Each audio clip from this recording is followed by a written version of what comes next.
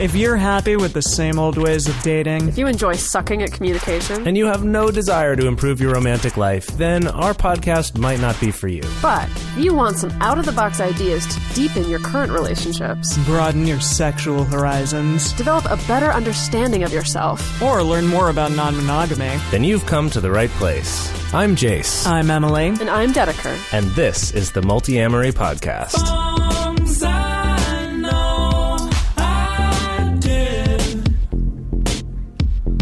Forcing me to form myself to fit. On this episode of the Multiamory podcast, we're talking about how to make poly great again. Well, but seriously, we're basically straight up ranting about sexism, toxic masculinity as it's been shown in the current presidential campaigning in the US, and how the poly community can combat this shit. How we can actually try to make a difference and make things better instead of just ranting and complaining about it all the time. I'm impressed that you actually said combat this shit. I didn't think that you would actually write out what I typed for you, but I'm glad you did. You know what? I'm glad you did because swearing is appropriate because I'm angry about this shit. Like, You're not seriously. even living here anymore. I'm not even And you're living. still I'm not angry. even living in America, and I'm still angry. And like, I don't know what it is. Why like this has brought up like much more vitriol for me than it has in any other election. I mean, Yeah. Yeah. Oh, yeah. This is definitely the most upsetting campaign season that I've ever experienced. Well, it's unlike any other election ever in the history of the world ever. Well, at least in the history of America. Yeah. I feel. I That's mean, a to pretty be fair, broad we don't statement. know what Abraham Yeah. Lincoln was saying on his, hot mics back in You're the day. right. You're Yeah, right. Even right. though Maybe he it was- sounded like Trump had a close personal relationship with Abraham Lincoln, but yeah. My God. Oh, boy. So Okay. you guys, like, I never wanted Multiamory to really focus that much on politics. Like, I hate talking about politics. It's never Yeah. made me happy. I've never been someone who's enjoyed debating politics, but now it's just become something that's like so infected my brain sphere. Like, I just can't avoid it, and because it's just become such a huge freaking deal. Just to be obviously clear for everyone, this episode is not actually about politics. So for those of you who are like turning this off and just being like, I can't, my blood pressure's too high already, I can't do this, we're not actually going to talk the whole time about politics. Sorry, go on. I didn't mean to interrupt. I just wanted to keep the listeners listening. That obviously current political events has set off an interesting cultural conversation about sexism, about masculinity, about sexual assault, about rape culture. Things that, of course, we were talking about before, should have been talking about before, but now it's just kind of coming even more into the public eye, especially as we have somebody who's a public figure who says some pretty ballsy things and very non-consensually Who's running for the sounding highest things. office in the land. In the land, yes, indeed. And so, that's what kind of got us talking about these things, specifically and how they show up within the poly community. Poly communities tend to be, in my experience, very sex-positive communities. Generally people who get engaged in alternative relationships tend to be pretty sex-positive. Of course, you can be in a non-monogamous relationship and still be very sex-negative.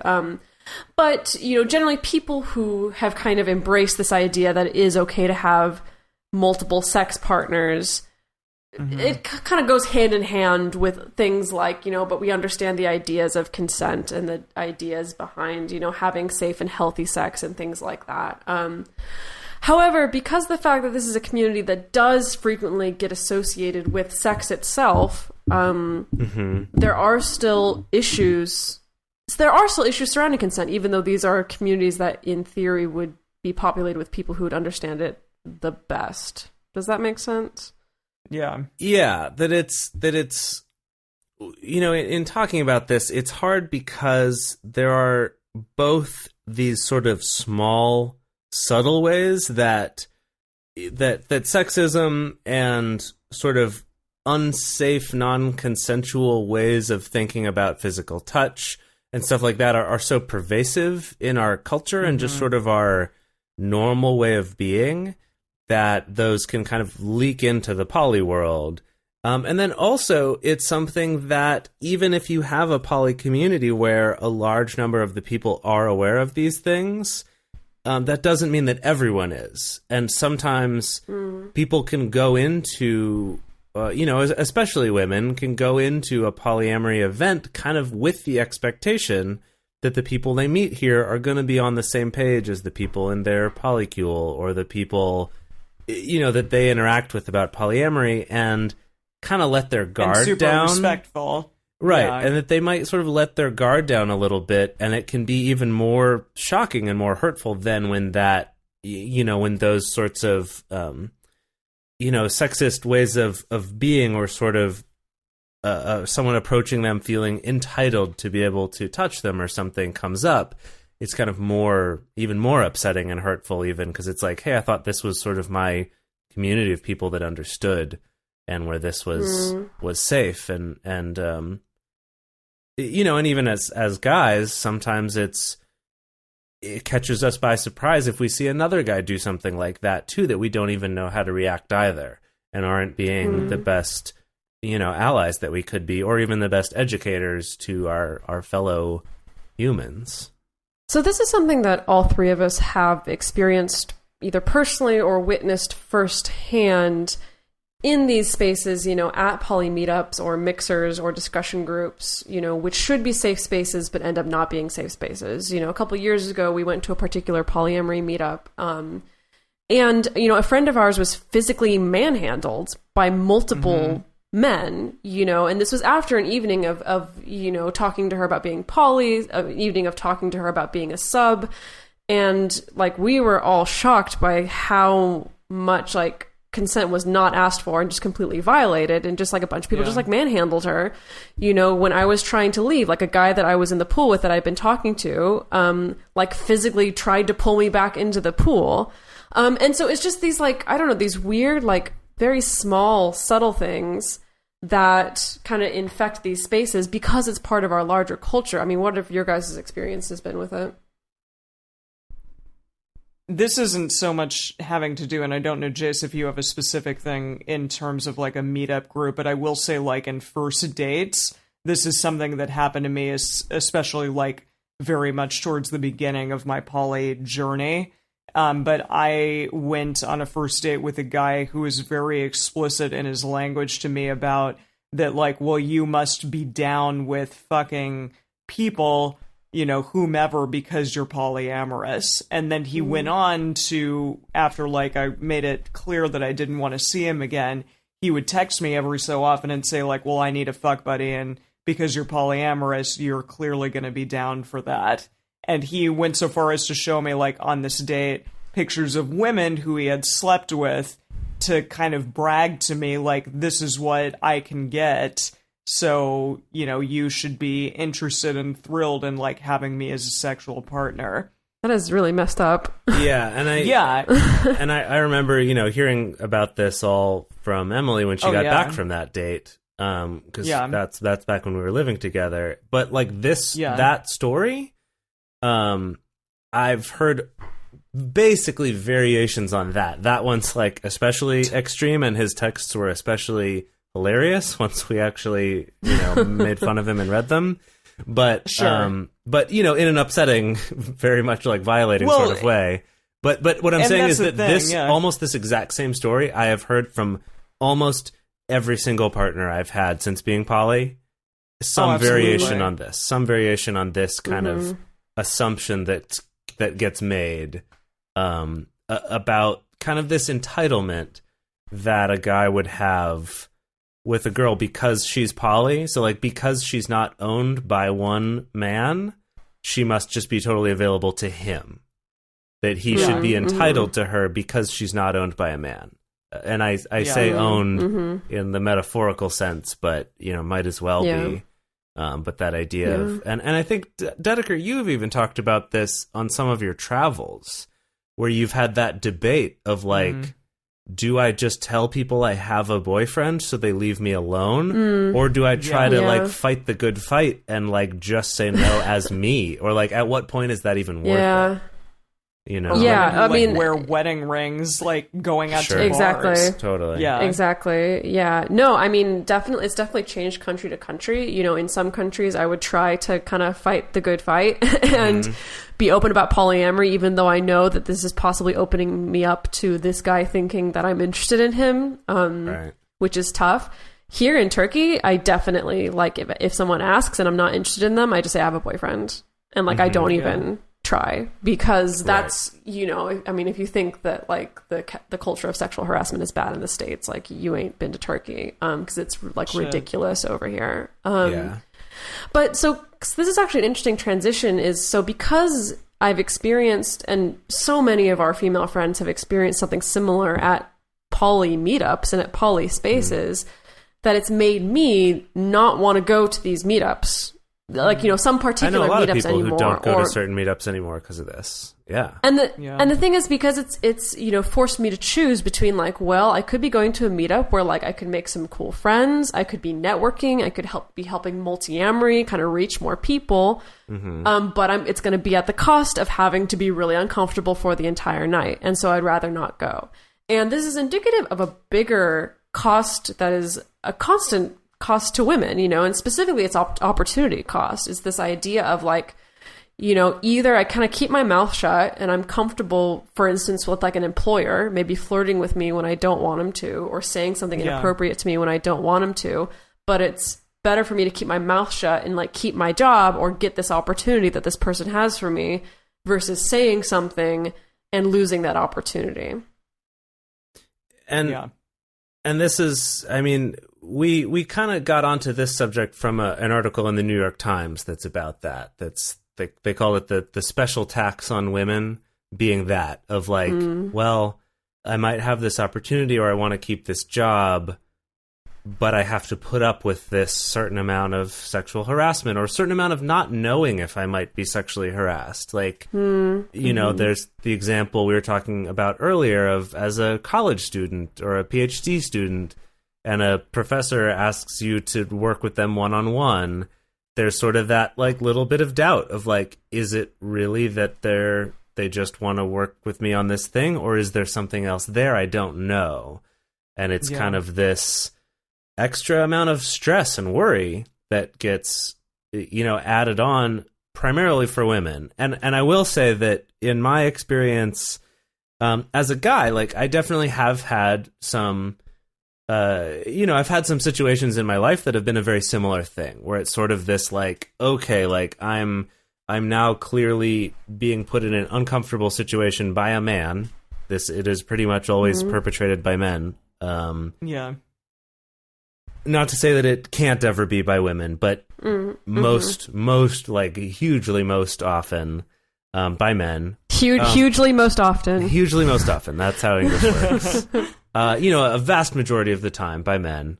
Where it's a similar sort of thing where I'm like, I'm not totally comfortable with how close they are to me in these situations, or, like, the types of things they say to me, but is it worth me saying something about it, or just sort of, like, dealing with it? And the amount of times that I've had to deal with this in my life is going to be much less than it is for women in their lives. But just, I mean, it does happen, and it sucks. Like, yeah, Emily, yeah. It still is, even, like, being in a position of power as well, it happens, like, a lot. I mean, for example, I am a manager at one of the restaurants that I work at, and I still have male employees who are below me making lewd and obscene comments about me to my face, even though I technically could really hurt them within, I could get them fired, or I could write them up or something along those lines. But again, it is like, well, shit, I have to work with this person on a daily basis. Do I brush it off and take them aside and say, like, please never say that again? Or do I exercise my power and say, like, you little shit, I'm going to write you up now, Right. So it's one of those things, and it sucks that, like, it's even an issue, and that we as women, or we as, like, anyone have to say to ourselves, like, is it worth it to even go this way? I don't know, to even go there. it's a tough thing to have to deal with and have to think about, because the obviously the best thing would not to have to be to put ourselves in that situation. Yeah. Well, yeah, of course. I mean, I'm hoping, as sucky as it is having to be constantly bombarded with all the news of the election right now, like, I'm hoping, like, I think it's good that people are getting angry about this. And I would hope that that's an anger that carries over. You know, I mean, I was pleased to see that, you know, with the whole Brock Turner situation, that actually resulted in a law getting passed that, at least in California, that made sure that people who have sexual assault crimes, like, do serve a minimum amount of prison time. So, like, that actually resulted in something. As far as this, I don't know, because I don't know. I mean, at least people are speaking about it, and or set something articles are being written, and people are getting angry, and that's great. And I think that it is a really important conversation to have, because one of the things that is really hard about this is the fact that it's so ingrained in our culture. And, like, the fact that someone who's running for president in our country can say the sorts of things that he said and not even really apologize for it.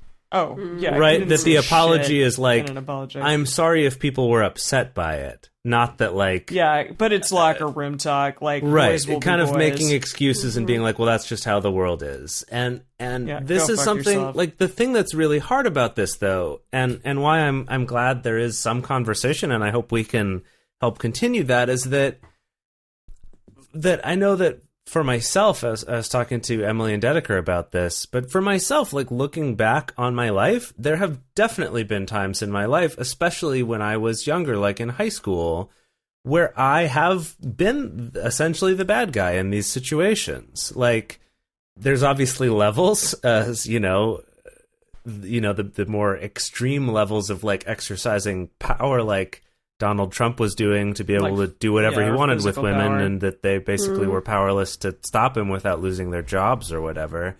But that, like, just not with any of that in mind or any of that intention. It was just the way that you're kind of taught to interact as a guy with women. Like, looking back, I'm ashamed of some of the ways that I've talked to women or something like that. And I would say, on the grand scheme of things, I'm really not that bad.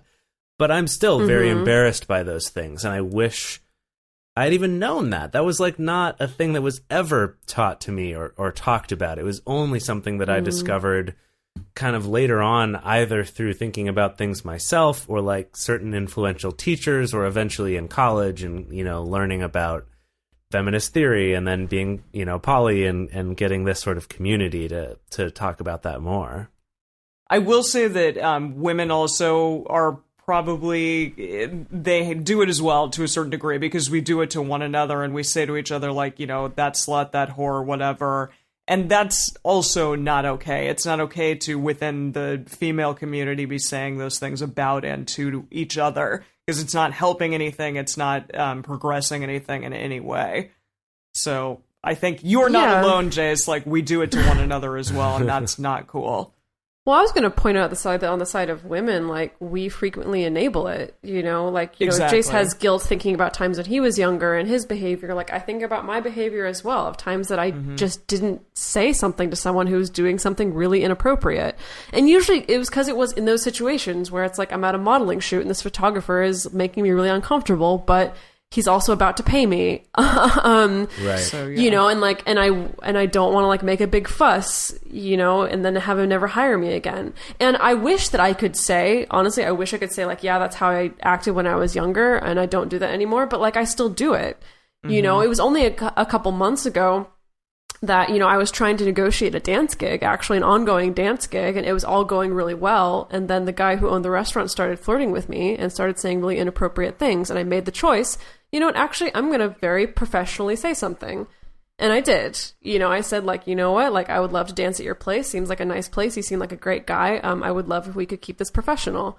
And that was all I said, and, like, never heard from the guy again. Yeah. Wow. And so I'm Asshole. like, well, shit. Like, so I had to make that choice of, like, losing that gig. Good for you. Yeah. Yes, but that, at the same time, like, that's still in my head for the next time. Since then, there have been times with, modeling gigs where someone has said something inappropriate, but I've been like, you know what? I'm just gonna I'm just gonna deal with it. Yeah. Because it's easier than potentially losing this job. Yeah.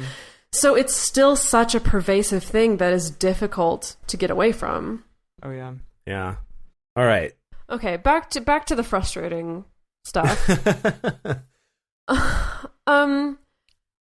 We had like 3 hours of discussion before recording this podcast. Seriously. Yeah. Trying to figure out, like, what is behind all of this? It's very easy for everyone to just kind of complain and just kind of blame it on rape culture and blame it on toxic masculinity and spend a lot of our time just blaming men for all of these things happening. And Jase, you kind of had some interesting things to share when you were talking about the meetup that you had with a couple of our fans and kind of talking about these things and these feelings that, like, certain men within the poly community may have. Yeah, well, this is something that I've felt that I've sort of struggled with for quite a while. And I met up with two of our listeners up in Seattle, which was totally awesome. And we talked about this a little bit too, but it's basically that if you are, if you're a man, especially like the three of us, who is a white male, cis male, mostly hetero guy, you realize that if you're paying any attention, you realize that you are part of the most dangerous group of people for women. That the huge vast majority of violations of women's consent and violence against women is perpetrated by straight white men. And let me point out also not just like violations of consent and sexual assault and things like that, but also on the legislative side. Well, historically, sure. white cisgender men have been quite dangerous for women and women's rights. Yeah, absolutely true. Absolutely true. But basically this sort of thing of like, well, on the one hand, like I understand that. And so I understand that a woman would be entirely justified in being afraid of me. And that would probably be a smarter choice for her to be afraid of me than a lot of other people, simply because of the categories that I fall into. But at the same time, that is hard to carry that guilt for something that I haven't done. And it's kind of a tricky thing, and it comes up with any time when you're lumped into a category with a bunch of other people, whether it's because of your race or your gender or your religion or anything else, where it's like, on the one hand, there's a lot of power in being understanding of that and trying to make those things better. But it's also kind of hard dealing with that guilt of feeling like, gosh, everyone hates me. I should kind of hate myself for being part of this, even if you're not, because you still fall into this same category. And I bring this up because it's something that I've found a lot of other guys who identify as feminists or humanists or, who are poly, more forward thinking, kind of can relate to this feeling of struggling with that guilt and kind of maybe shame for being who they are. And it's tricky because I don't want to say that we're the victims here, because that's not the case. Like, we are very privileged. But it's important to sort of be aware of the fact that guilt is there, because if you let that go too far, that's what leads to a lot of these backlash groups, these kind of anti-feminist groups, is this kind of like, I'm so fucking tired of feeling like I'm a bad guy and I'm guilty for stuff I didn't do, so like I'm going to need to do something to reclaim my like power as a man, and like, oh, I'm actually the victim being a white man because I'm the one getting blamed for everything. Whether it's racism or sexism or whatever it is. Right, I can't even talk. Racism or sexism or whatever, and kind of being like, oh, well, I'm actually the victim here. And it kind of plays into this whole cultural thing that we're doing at the moment, which is this commodification of suffering, or placing value on being more of a victim than somebody else. It's something that comes up a lot in our politics. It happens a lot in our news coverage, and also in like the types of debates that we're having in universities and on NPR and like other both sort of the like highbrow intellectual places, and also just kind of daily conversation in our TV shows and stuff, is kind of this competition of who suffers more, because if you're the one who's like more put out and more marginalized, then you're the one who's more right. You have sort of more of a moral high ground just by default. Yeah. So anyway, that was sort of a long thing that kind of looped back around on itself, but basically is kind of about being aware of that little bit of guilt, and feeling a little bit of guilt might not necessarily be a bad thing, but just kind of understanding that it doesn't mean that you have to hate yourself or hate everything that you stand for or anything like that, but to kind of try to find that middle path, that balance of understanding why that's upsetting to other people, seeing how privileged you are, and that people like you have hurt them or have hurt their friends, but not. I guess I don't really know a good solution for it, because I've struggled with this for fucking ever. But my like, how question to that's coming not up let right that just now destroy is, you. Yeah, is like, what is the line between internalizing guilt versus just having like an educated awareness about this? Because I would point out that like, I don't think that, carrying like white cisgender male guilt is the average inner state of the average white cisgender male. Right, definitely it not. probably isn't. Like, I don't think that's the case, but I think that is something that you and several other men, especially in the poly community, have come into because they've gained awareness more so. So I guess that is the question, is like, where is the difference between awareness and guilt? Because honestly, maybe this sounds like a shitty thing to say. Like, there's some people I can think of where I'm like, well, they could use a little bit of this guilt, maybe.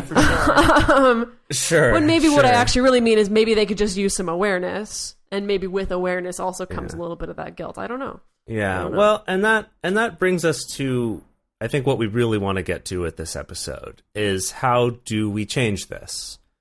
We don't want to buy into this, making a commodity out of suffering and just kind of complaining a lot and being like, the world sucks and we're great, but everyone else is awful. And instead kind of realizing that we're all part of it, that we've all been part of the problem in some way or another, just by being part of our culture at all, and that hopefully we can change it. And so with that, I guess I will start with this idea of kind of understanding your position as a white straight male, that there's sort of that thing of like, well, what can you do? It's like, if you hear another guy talking a certain way, you should scold him for it, or you should put him in his place, or if you hear about a guy mistreating a woman, you should beat him up or whatever, right? Like, there's lots of solutions. That's a little extreme. Well, what I'm saying is that actually all of these are not helpful.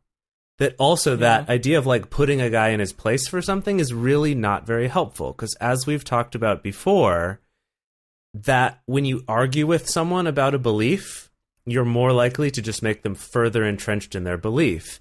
And if you try to make someone, put them in their place, which is, again, something that culturally we love, it's in all our movies and shows and stuff, but that's going to lead to that feeling of guilt, which is going to make them want to lash back with some sort of anti-feminism. So what I wanted to suggest, specifically to men, and I really think that anyone could do this, but it's that rather than resorting to that place of anger or wanting to give someone their comeuppance, as it were, is to instead ask the questions that person kind of can't really answer unless they've thought about it. Like for example, Emily, you were mentioning earlier that a coworker at one of your jobs said something, accused you of being a bitch, asked you if you were on your period because you were being a bitch, because you told him an order was wrong. Something that's totally reasonable and for you to do, you are his supervisor. And exactly. In that situation, as another either as yourself or another person, is to, rather than react to that place of like, dude, what the fuck, not cool. I mean, maybe you could react with that first if you just want to be clear that like that's really inappropriate. But, is to kind of ask like, hey, what? Like, anytime that you're in a bad mood or tell someone they do something wrong, is that because your hormones are out of whack? Or is like, oh, is that because, like, your dad didn't love you? Or, something that's just kind of absurd. No, I mean, just to kind of point out, like, hey, like, that's kind of a ridiculous thing that you just asked. And then to hopefully from there have at least a little bit of a conversation. Like, I found that it's you're not going to convince them right then. So your job is not to like argue with them and convince them, but it's just to kind of at least open up the possibility that there are other ways to think about it. Yeah. I really appreciate and like the fact that you talked about having a conversation with someone. I have a very good friend who's a teacher to middle school students in South Central Los Angeles. And she said that she's like a huge feminist, really like big within the feminist community in LA. And one of her male students came in and was wearing like a t-shirt with two very scantily clad women on it in kind of degrading positions, essentially. Just like very like suggestive positions. And she said to the kid, like, why do you think that that's okay? And then explained to him why it's not okay to like wear something like that. She said, you're reducing all the women in here, and especially all the young women, to that photo and saying that they essentially are, only worthy if they look like that. And that's, continuing the idea of rape culture or whatever within the community. And it's not an okay thing to do. And the kid was able to like have or at least like have a context for what she was speaking about, and then, maybe change his thinking. I think you talked about it before, Jase, like we don't teach our kids as they're growing up, like what they need to be thinking about and how they need to be speaking to women. And if you can do that from a young age, and if you can do it at any age, like, hey, let's have a conversation about why this is not okay, I think that can potentially like help move something forward. I've also found that in terms of my conversation with other men, when I'm kind of thinking back of like when something like that has come up, like even in conversation where it's mostly men there and someone says something that's got a little bit of that kind of sexist charge to it, or like entitled, or, something, that when I think back of what's kind of had the most seemingly positive effect, a lot of times it's kind of starting with that question or kind of bringing something up, and a lot of times they will have a response to it. It's not like they're like, wow, I never thought of it, but like they'll give you some just kind of off the cuff response. And is even just expressing something as simple as like, oh, like I really don't think that's the case, like that really doesn't seem right to me. I actually think it's, that whatever, that like women should have just as much right to choose who they're sleeping with as you do, or like, wouldn't you want to be able to choose that if it were you, or, kind of whatever it is, of just saying, oh, I disagree with that. Not like you have to agree with me, but just kind of expressing like, hey, I actually think this other way. And a lot of times it gets left at that, but I have found that over time, a lot of times you'll see a little bit of change there. Because it's just, again, it's kind of that humanizing. It's offering another view without making them dig in their heels and stick to where they are. And unfortunately, that's not happening with Donald Trump, because it's no, Jesus. He's either too far gone or something.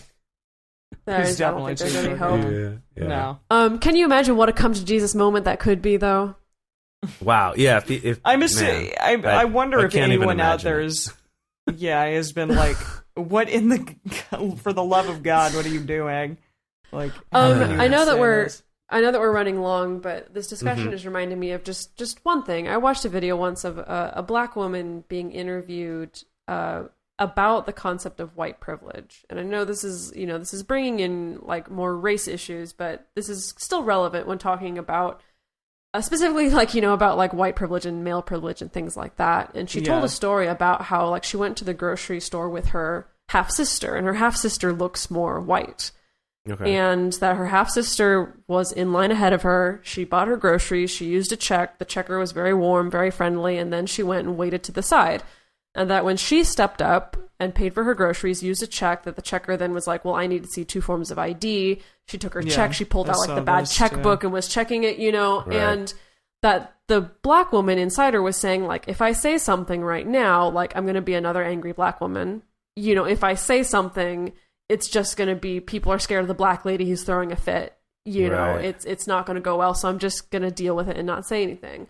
But her half-sister stepped in, and she was the one who pointed out, like, hey, like, why are you doing this? This is weird. This is my sister. This is really weird that you're doing this. And that, got the manager to come over. That got people in line talking about it. And so she pointed out the fact that, like, my sister used her white privilege as a way to actually highlight this for other people, because she was aware of the fact that she walks in a world that's different from mine.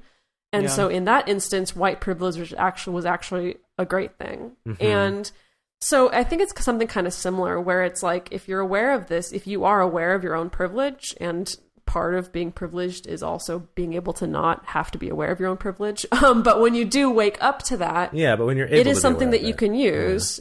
Exactly. That you can be the guy who says something rather than the woman who reacts and is a bitch, or the woman who reacts and says something and gets her job taken away or loses an opportunity.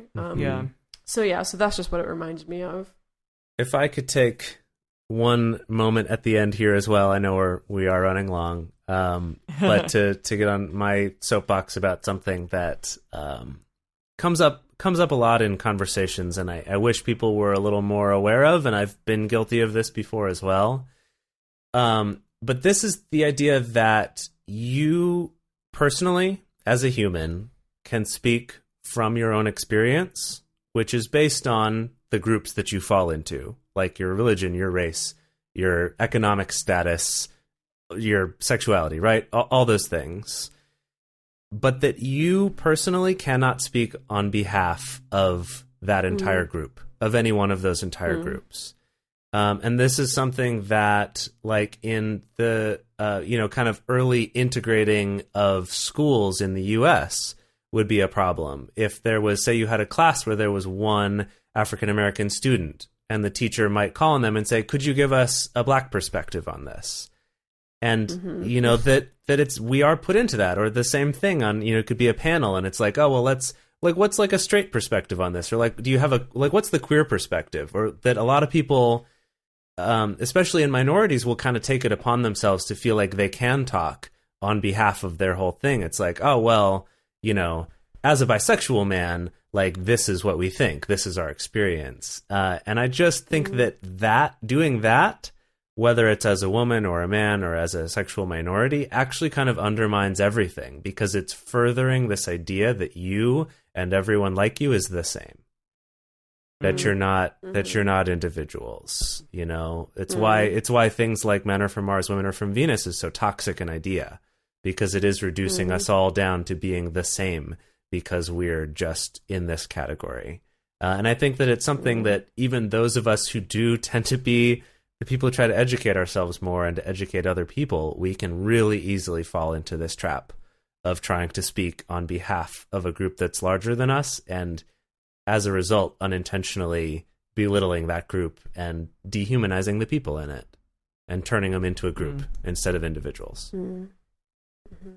So that's my little soapbox. Yeah, we've soapboxed a lot today. Yes. Thank you guys for listening to all of it.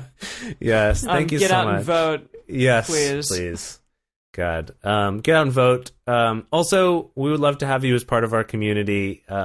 I promise it's not always such a stressful topic as politics and all of this. We do have some really fun, happy times as well. But really, we love all of you, and we really appreciate you. Thank you for listening. And please go out there and make the world a better place and treat everyone better than you wish you were treated.